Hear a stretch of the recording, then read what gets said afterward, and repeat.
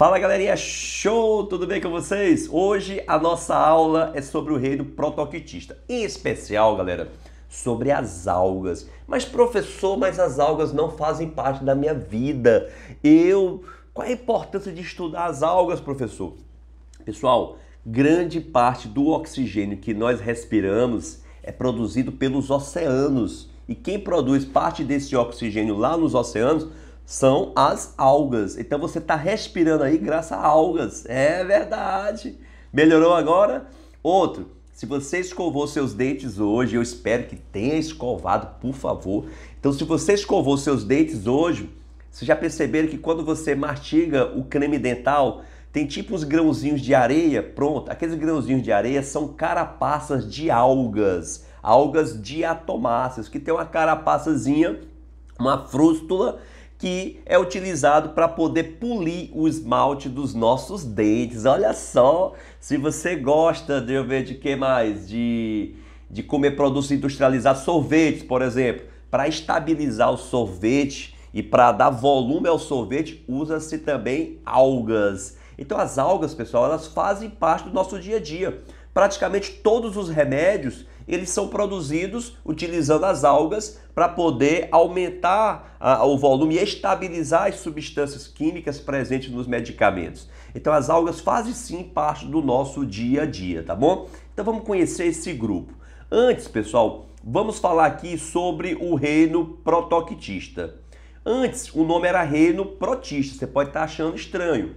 Por que antes era protista? Porque antes você só tinha seres unicelulares, que eram os protozoários e as algas unicelulares. Hoje no reino protoquitista nós temos uma diversidade de seres vivos. Seres que não se enquadraram mais em outros reinos foram mandados para cá. Por exemplo, as algas multicelulares, elas eram classificadas no reino Plant. Aí elas foram rebaixadas para o reino protoquitista. Vamos já ver por quê. Os mixomicetos, que eram classificados como fungos, o sufixo miceto significa fungo, eles foram rebaixados também aqui para o reino protoquitista. Então o reino protoquitista, pessoal, é o reino polifilético, é o reino que tem várias origens, os grupos que fazem parte dele aí. Ou seja, não tem apenas um ancestral que deu origem a todos os representantes do grupo. Tem vários ancestrais diferentes, completamente diferentes. Então, o reino protoquitista, pessoal, é na verdade um reino de ajuste. É um reino em que se coloca seres vivos que não dá para ser enquadrado em um outro reino, tá bom? Então, é um reino em que a classificação ela muda constantemente. Por isso que nós não vamos levar a classificação aqui do reino protoquitista ao pé da letra. Então, quem são os representantes do reino protoquitista? As algas, os mixomicetos, que eram classificados como fungos, e os protozoários. Nós vamos estudar hoje sobre as algas e nas nossas próximas aulas vamos estudar sobre os protozoários, em especial as protozooses, que são aquelas doenças causadas por protozoários, tudo bem? Então vamos lá. Pessoal, quando a gente fala de algas, a gente tem que saber que toda alga é eucariótica, ou seja, é um organismo eucarionte. O último reino que nós estudamos foi o reino Monera, em que os indivíduos eram procariontes. As algas elas são eucariontes. Ela já tem aquela membrana que é chamada de carioteca, que envolve o seu material genético. As algas podem ser uni ou multicelulares, então nós temos algas unicelulares que fazem parte ali do fitoplâncton. Eu vou já te explicar, cai bastante isso nos vestibulares. E algas multicelulares, que geralmente estão boiando na água ou então fixa lá no fundo do oceano ou do lago ou do rio, tudo bem? A maioria, olha que coisa legal essa aqui, ó. A maioria das algas é autotrófica, fotossintetizante. Pessoal, por que eu botei a maioria? Porque nem toda alga é autótrofa. Tem algas, por exemplo, tem alguns dinoflagelados que são heterótrofos. Então, nem toda alga é autótrofa, tá bom? E ainda tem um grupo que são as euglenófitas, que são mixotróficas. Meu Deus, o que é isso? Se liga aí que a aula aqui é cheia de detalhes. Eu vou já explicar o que é mixotrófica, tá bem? Até agora tá dando para acompanhar, pessoal? Vamos lá. Lembrando que as dúvidas, elas podem ser retiradas através do nosso plantão Tira Dúvidas e também ela pode ser retirada através do meu Instagram, lá no @Billfortes. Então vamos para uma pergunta que é bastante cobrada nos vestibulares. Eu falei para vocês que as algas, não só as algas verdes, mas as algas pardas e as algas vermelhas, que em sua maioria são multicelulares, elas eram classificadas aqui, ó, no reino plant, ou seja, junto com as plantas. Porém, elas foram rebaixadas para o reino protoctista. Por quê? Porque hoje, pessoal, só é considerado planta aquela que tiver o embrião retido no gametângio feminino. Tá vendo bem aqui embaixo aqui, ó? Embrião retido no gametângio feminino. Ou seja, elas são chamadas, todas as plantas, pessoal, de embriófitas. Professor, o que é uma embriófita? É uma planta em que o embrião dela não é jogado no ambiente, o embrião fica retido na planta mãe. Já as algas não, quando elas se fecundam durante a reprodução sexuada, elas pegam o embrião e jogam na água, dispersam o embrião na água, então elas não retêm o embrião. Professor, não estou entendendo. Imagine uma mangueira. Uma mangueira quando coloca a manga. Pessoal, a manga tem a semente é um embrião, então a manga é um embrião, ok? Então, veja só, a planta, quando produz a manga bem pequenininha, ela já joga a manga no ambiente? Não. A manga, ela fica presa na planta mãe e ela vai se nutrir da planta mãe. Ela também é chamada de matotrófica, né? De matotrófica, de nutrir na mãe. Se nutrir na mãe, que nem a gente não fica se alimentando da mãe ali na placenta e também depois pelo leite materno. A mesma coisa das plantas. Quando elas produzem os seus filhotes, quando elas produzem os seus embriões, as sementes, elas ficam por um tempo retidas na planta mãe para se desenvolver. Então elas são embriófitas, porque o embrião fica na planta mãe, e são matotróficas, porque o embrião se nutre da planta mãe. Fique atento a isso, tá bom? E o outro é que os gametângios, lá no finalzinho, ó, os gametângios são revestidos por células estéreis. Nas algas, os gametângios não são revestidos por células estéreis. Então, levando aqui ao pé da letra do que pode de fato ser cobrado nos vestibulares, é que as algas, elas não são embriófitas, ou seja, elas não retêm o embrião, e as algas também, elas não são matotróficas, elas não ficam se nutrindo da alga mãe. Isso só ocorre em plantas, por isso que as algas deixaram de ser plantas. Esses são dois motivos irrefutáveis. Tudo bem, pessoal? Mas eu não vou entrar aqui em detalhe em botânica, porque isso aí é de um outro professor que vai dar aula de botânica para vocês. O que eu quero falar agora, pessoal, é de uma parte que cai bastante nos vestibulares. A gente costuma dividir os seres que vivem nos mares e nos oceanos em três comunidades. Quais são elas? O plâncton, o nécton e lá no finalzinho, ó, o bênton. Vamos começar por baixo. O bento, galera, são aqueles seres vivos que ficam se rastejando no fundo do mar, como por exemplo aqui alguns crustáceos, como o caranguejo, alguns equinodermos como a estrela do mar, ou então são parados, são fixos. Por exemplo, algumas algas que ficam presas no fundo do mar, algas multicelulares, como os kelps, por exemplo, que são algas que chegam até 80 metros de comprimento. E nós temos também lá os corais, as esponjas, né, os poríferos, que ficam presos aqui no fundo do mar, ou se rastejando ou preso. Ou seja, eles ficam césseis lá no fundo do mar. A gente chama de bento ou bentônicos, ok? Beleza? Já os que nadam contra a corrente, por exemplo, peixes, alguns crustáceos, moluscos, mamíferos também que nadam para um lado e para o outro, só para você lembrar, nadar N, nécton, nada, nécton, nécton. Então eles nadam para um lado e para o outro. E aqueles seres microscópicos, que é o que mais cai nos vestibulares, que corresponde à base da cadeia alimentar, aqueles seres microscópicos que ficam na superfície da água aqui, pessoal, nós chamamos de plâncton. Ah, tio, eu lembrei lá do Bob Esponja. Sim, lá no Bob Esponja tem o plâncton. Então o plâncton faz parte do plâncton. E esse plâncton é dividido em duas comunidades, o fitoplâncton e o zooplâncton. O fitoplâncton, pessoal, ele é formado por quem? Ele é formado por algas e cianobactérias unicelulares, fitovegetal, porque eles fazem a fotossíntese, tudo bem? E o zooplâncton, zooanimal, porque eles são heterótrofos. O fitoplâncton faz fotossíntese, ele é autótrofo, ele é comido pelo zooplâncton, que é heterótrofo. Quem é o zooplâncton?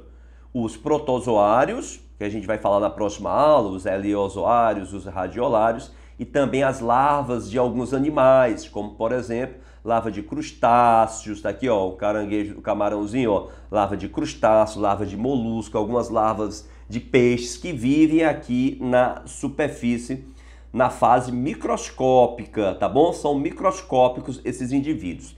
Preste atenção no que eu vou te falar. Uma questão que foi cobrada no Enem, acho que foi o ano passado, de 2019, mas também foi cobrado em outros vestibulares. É o seguinte, por exemplo, alguns animais que vivem aqui no bento ou que vivem no nécton, quando eles se reproduzem, as suas larvas vão lá para o plâncton.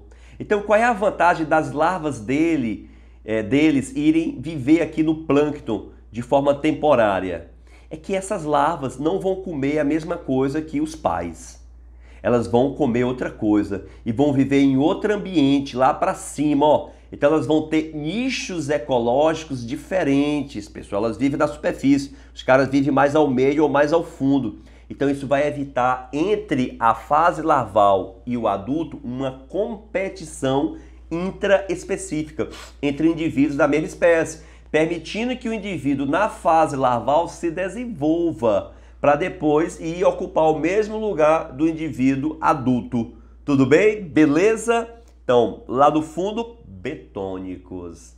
Nadam contra a correnteza são os nectônicos. E os que ficam na superfície, que é o que mais cai, é o plâncton. Se ele faz fotossíntese, fitoplâncton. Se não faz, zooplâncton. Só lembrando que o plâncton é a base da cadeia alimentar marinha. Professor, por que não são as algas lá do fundo, tio Antena? Porque o mar ele é muito extenso e é muito profundo, então a luz ela não entra bastante na água. Isso faz com que as algas que estejam no fundo não recebam luz para fazer a fotossíntese. Então, em mar aberto, pessoal, o que produz alimento é na superfície, é o plâncton, em especial o fitoplâncton, tudo bem? E agora, pessoal, vamos para uma parte aqui que eu acho uma parte, não vou mentir, eu acho uma parte chata, que é uma parte da classificação, que são muitos detalhes. Como eu falei, essa classificação, galera, ela é muito divergente. É uma classificação que hoje nós pegamos as algas e classificamos em 8 filos. Caramba, o que é isso? Mas, como o tio Antena já fez praticamente todos os vestibulares, já fez as questões, então a gente sabe mais ou menos o que é cobrado nos vestibulares. Então fiquem atentos, tá bom? Então se liga aqui que o tio vai te dar uma dica show. Vamos lá. Primeiro, eu tenho aqui as clorófitas, que são as algas verdes, se liga aí. As feófitas, que são as algas pardas ou marrons, e as rodófitas, que são as algas vermelhas. Esses 3 grupos, verdes, pardas e vermelhas, elas são formadas principalmente por algas multicelulares, tudo bem? Ok? E chamamos a atenção para um grupo de algas, que são as clorófitas ou as algas verdes. Vocês sabem que as plantas, elas vieram de algas, mas que grupo de algas deram origem às plantas? Foram as algas verdes. Professor, qual é a maior prova disso? É que elas têm as mesmas clorofilas das plantas, a A e a B. E a parede celular é igual das plantas, é feita de celulose. Então, provavelmente, as plantas vieram de ancestrais que eram algas verdes, tá bom? Beleza? Na verdade, pessoal, existem basicamente 4 tipos de clorofilas, A, B, C e D. Mas todo ser vivo que tem clorofila, ele tem que ter a clorofila A. Você vai estudar isso com o professor lá em fotossíntese. Por que, tio Antena? Porque a clorofila A, pessoal, é a única que é capaz de pegar a luz do Sol e excitar os elétrons para poder gerar ATP, para que esse ATP da fase clara da fotossíntese vá para a fase escura da fotossíntese. Mas não vamos entrar em detalhes aqui sobre fotossíntese. De novo, o que você tem que saber? Clorofila A, B, C e D. O que todo ser vivo que tem clorofila tem que ter? No mínimo a clorofila A. porque só ela excita os elétrons. As outras, a B, a C e a D, elas captam luz e passam para A excitar os elétrons, entendeu? Então a mais importante é a A. A é quem excita os elétrons. Show! Vamos lá, pessoal. De onde é que vieram as plantas? Vieram das algas verdes, as algas clorófitas. Por quê? Mesmas clorofila das plantas e a parede celular é a mesma. E a reserva energética é a mesma das plantas, ó, é o amido. Veja que nas outras plantas, nas outras algas, perdão, a parede celular, ó, tem celulose e algina, celulose, H-carragenina, dióxido de silício. Aqui tem a reserva energética é óleos, laminarina, ou seja, a única que tem as mesmas características das plantas que nós conhecemos são as algas verdes, as clorofíceas, clorofila A e B. O mesmo, olha só, se liga aí, ó, a mesma reserva energética que é o amido e a parede celular que é a celulose. Então tá aqui a tabelazinha. Então essas três primeiras, as verdes, as marrons e as vermelhas, são as algas multicelulares. Aí nós temos aí mais 5 grupos. As bacilariófilas, lá no finalzinho, que são as diatomáceas, que tem uma frústulazinha, uma carapaça. E nós temos também aqui quem, professor? As crisófitas, que são as algas douradas, são unicelulares. As euglenófitas, que formam um caso à parte, a gente vai já estudar. As dinófitas e as clarófitas.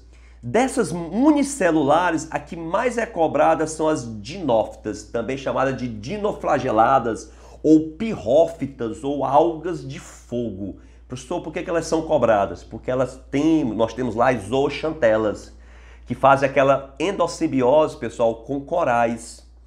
Tá bom? Aí tem aquele negócio do branqueamento dos corais. Eu vou dar já uma dicasinha para vocês, um spoiler. E nós temos também aí alguns dinoflagelados que liberam substâncias tóxicas, substâncias neurotóxicas, responsáveis aí por um fenômeno chamado de maré vermelha. Legal? Então vamos lá, vamos passar adiante. Aqui você tem a tabela resumindo os principais grupos de algas. Agora a gente vai falar de cada um deles aqui de forma bem rápida. Então nós temos as clorófitas ou algas verdes, que eu já falei para vocês que eles são ancestrais das plantas, repetindo, por quê? Porque tem a mesma reserva energética que é o amido, a parede celular também é de celulose e tem as mesmas clorofilas das plantas, A e B. Então fica atento a isso. Elas são unimulticelulares, algumas formam líquens. Se liga aí, pessoal, o que são líquens? Eu vou detalhar mais para vocês quando for falar de fungos. Líquens é isso aqui, ó, umas manchinhas, umas aglomerações brancas, amarelas, laranjadas, esverdeadas, que você encontra nos galhos das árvores, no tronco das árvores, em pedras, em muros. Então ali são os líquens. Um líquen, pessoal, não é só um indivíduo, ele é uma associação entre dois indivíduos, é um mutualismo entre algas verdes e fungos, ou entre cianobactérias e fungos. Então nós temos aí a questão dos líquens. Mas se acalme que lá em fungos eu vou falar para vocês sobre os líquens, vou falar sobre a reprodução dos líquens, sobre o fato deles serem bioindicadores de poluição atmosférica, que a gente vai falar mais à frente, tá bom? As algas verdes, elas são aquáticas de água doce ou de água marinha, ou então vivendo em ambientes terrestres úmidos, ok? E aí nós temos como exemplo essa uva, que é essa alga verde aqui, ó. Essa algazinha linda, parece com uma alface, ok? Mas o mais importante aqui é saber que elas formam líquens, as algas verdes, e que também são os ancestrais das plantas. O outro grupo, pessoal, é das feófitas, ou algas pardas, ou marrons. Elas são todas multicelulares. Pessoal, olha só essa floresta, vamos dizer assim, de algas pardas. Isso aqui são os kelps que você encontra nos mares, por exemplo, ali da Argentina, em que eles formam verdadeiras florestas submersas ali na água do mar, em que essas plantas podem atingir até 70 metros de comprimento. Mas lembrem-se, apesar dela ter até 70 metros de comprimento, galera, ela não tem tecidos verdadeiros, pessoal. Ela não tem tecidos verdadeiros. O corpo dela não é chamado de folha, não é chamado de caule, é chamado de talo. Então entendam, as algas multicelulares, essa foi questão de vestibulares, elas não possuem tecidos verdadeiros. Se liga, se liga. Elas não têm órgãos, raiz, caule e folha. O corpo delas todo é chamado de talo. Por isso que as algas multicelulares também são chamadas de talófitas, beleza? Elas têm a parede celular com celulose e algina. Pessoal, essa algina, ela é usada na indústria médica e alimentícia como estabilizante e espessante.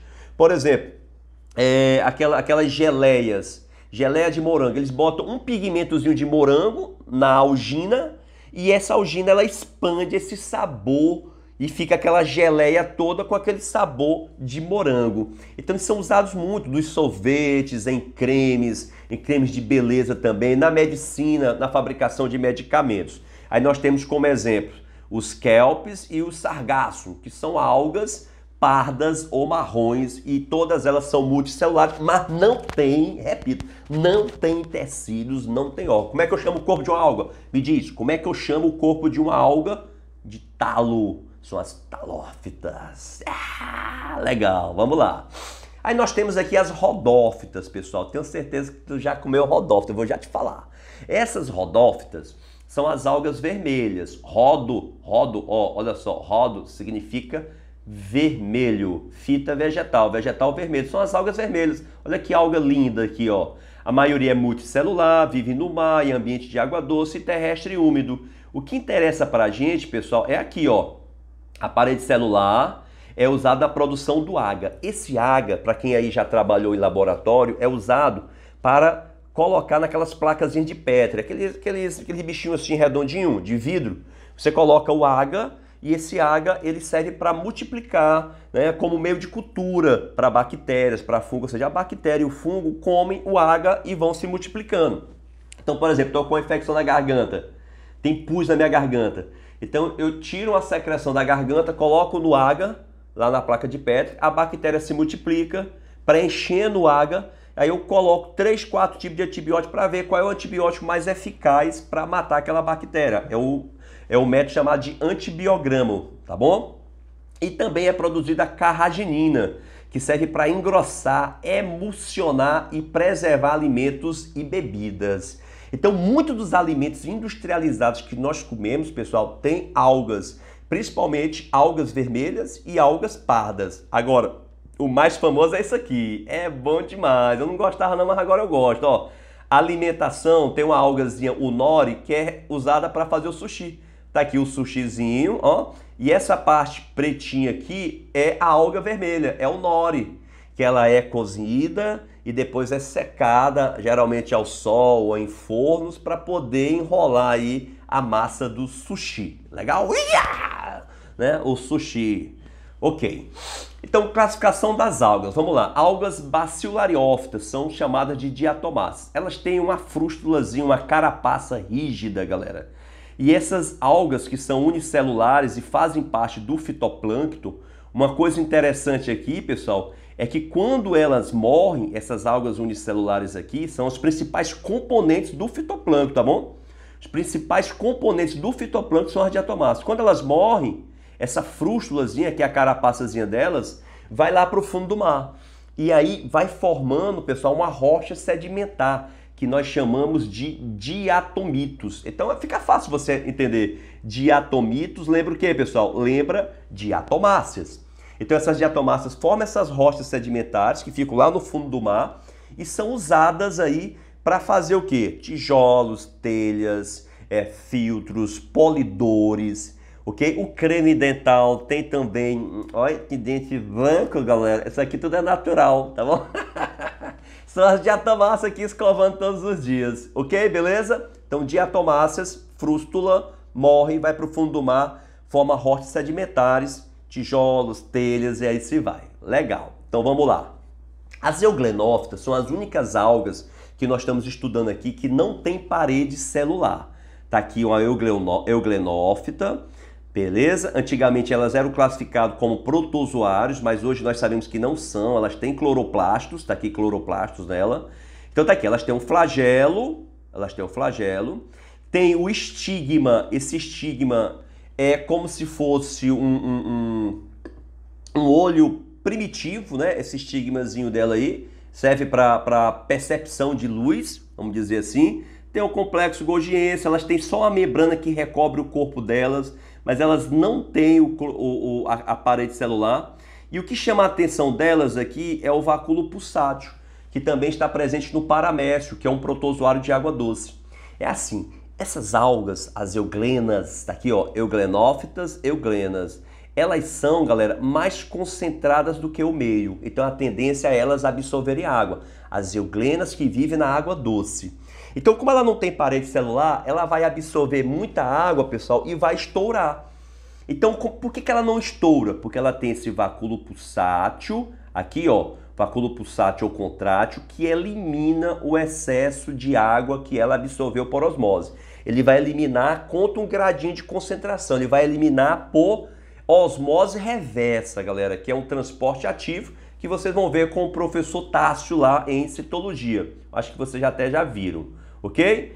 E elas são mixotróficas. Pessoal, o que é mixotrófica? É aquela que é ao mesmo tempo autótrofa e heterótrofa. Ou seja, se tiver alimento, pessoal, se tiver alimento e não tiver luz, tiver à noite, por exemplo, ou num ambiente sombreado, ela vai fagocitar o alimento e vai comer, vai digerir o alimento. Então ela está sendo heterótrofa. Quando tem luz, os cloroplastos delas fazem fotossíntese, ela produz o próprio alimento, então ela está sendo autótrofa. Então mixotrófica, galera, é um mix de autótrofo com heterótrofo. Então dependendo das condições do ambiente, ela pode se comportar como autótrofa ou como heterótrofa. E como eu falei, as únicas algas aí que a gente estuda que não tem parede celular. Agora, o grupo mais importante, e o último grupo aqui para finalizar a aula, são as dinófitas, dinoflageladas, ou pirrófitas, ou algas de fogo. Como eu falei lá no início para vocês, elas têm 2 flagelos, são unicelulares, fazem parte do fitoplâncton, junto com as diatomáceas, são os principais componentes do fitoplâncton. E 2 pontos muito importantes. Elas podem fazer endossimbiose, ou seja, fazer uma relação de mutualismo com corais, em que elas ficam dentro das células dos corais. Tá vendo aqui esses corais todos coloridos? Não é porque o coral é colorido não, pessoal. O coral é um animal, um quinidário. O coral, pessoal, ele fica colorido porque dentro das células dele tem essas algas, as zooxantelas, que produzem parte do alimento que eles precisam. E eles dão em troca para ela abrigo e sais minerais. Porém, vocês vão ver lá em ecologia que com o aquecimento global, essas algas abandonam os corais. E quando elas abandonam os corais, devido à elevação da temperatura dos mares, os corais acabam morrendo de fome. E aí fica só o esqueleto branco dos corais, é o branqueamento dos corais. Mas vocês vão ver isso com mais detalhe em ecologia, o professor que for dar aula de ecologia para vocês, tá bom? Que no caso sou eu, né? Eu que vou dar aula de ecologia. E algumas são bioluminescentes, né? Ou seja, à noite ficam brilhosas, são bioluminescentes, mas o mais interessante aqui são as causadoras da maré vermelha. Tem algumas dinoflageladas que causam maré vermelha. Maré vermelha é isso aqui, pessoal. O mar ó, ficou com a mancha avermelhada, acinzentada, amarelada, encarnada. Essa maré vermelha, pessoal, é a proliferação excessiva de algas. Mas, por favor, não vá dizer que é causada por algas vermelhas. A gente viu que as rodófitas, elas não são maléficas, não. As algas vermelhas te comem, é o nori, tem o água, entendeu? Aqui, as algas vermelhas, pessoal, não causam maré vermelha. Isso é uma pegadinha. Quem causa a maré vermelha são as algas dinoflageladas. Maré vermelha ocorre quando tem um excesso de nutrientes na água. Então a gente fala que a maré vermelha é um caso de eutrofização. E essas algas, pessoal, liberam neurotoxinas. Quem é que lembra em ecologia? Cai demais isso, inclusive, no Enem. Essa neurotoxina mata animais marinhos, inclusive até o próprio ser humano se alimentar dos peixes que morreram por essa toxina, que acumularam essa toxina. Vejam, neuro, sistema nervoso, paralisa o sistema nervoso. Agora preste atenção, preste atenção. Toda vez que um ser vivo libera substância tóxica no meio e que essa substância mata outros seres vivos e ele não tira proveito para si, a gente chama de relação de amensalismo. No meu canal no YouTube, galera, canal Biofortes, tem um vídeo fantástico diferenciando amensalismo de alelopatia, que as pessoas confundem bastante e é muito cobrado dos vestibulares. Então vai lá e confira o vídeo lá no canal Biofortes, tá bom? Então maré vermelha não são algas vermelhas, são algas dinoflageladas, se multiplicam pelo excesso de nutrientes, até um caso de eutrofização, liberam substâncias tóxicas no meio sem tirar proveito disso, é uma relação de amensalismo. Espero que vocês tenham gostado da nossa aula e se liga aí, galera, que a aula é show! Valeu, pessoal! Até o próximo